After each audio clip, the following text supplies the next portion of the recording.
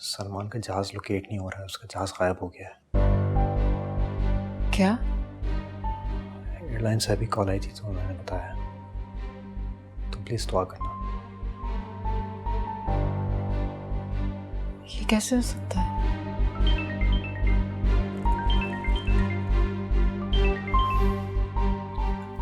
हाँ बता।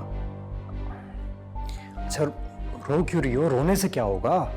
अच्छा सुन, मैं आ रहा हूँ तुम्हारे पास। देखो जैसे मुझे कुछ पता चलेगा मैं तुम्हें बताता हूँ। मैं आ रहा हूँ ना तुम्हारे पास। ये जुल्म नहीं करना लमी, जो मेरे साथ हुआ उसके बाद ये सब मैं सह नहीं पाऊंगी।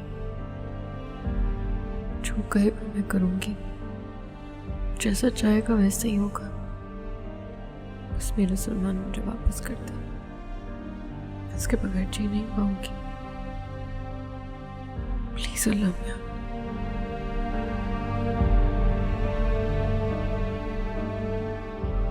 भाई का जहाज मिल गया है।